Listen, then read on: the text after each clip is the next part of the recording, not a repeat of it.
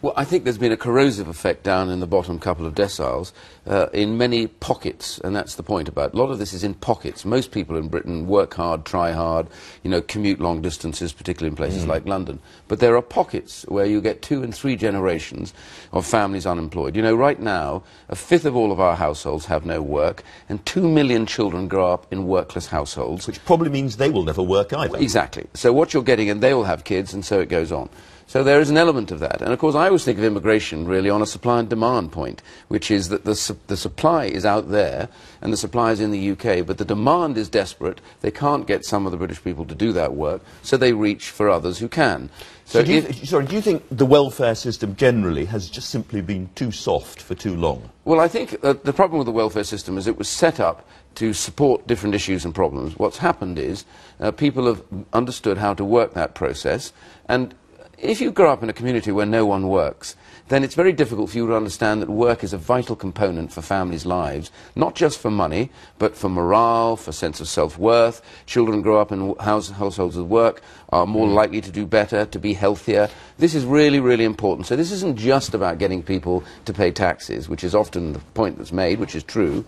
It's actually about changing the condition of people's lives in Britain in pockets, in difficult areas, to get them to have a little bit of that aspiration and hope that you would have and I would have for my children. Now, we've talked about children a lot. One of the ideas being floated is that child-related benefits should be limited to just 2 children. So if families have more than 2 children, they don't get extra money for that.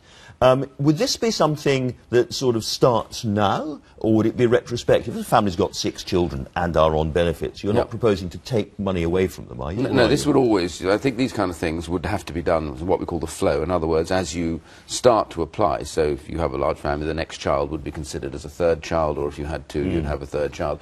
About 15% of all of the families have more than 2 children. The average is about 1.8 in the UK. And they cluster hugely down in the bottom couple of deciles and right at the top of the income distribution.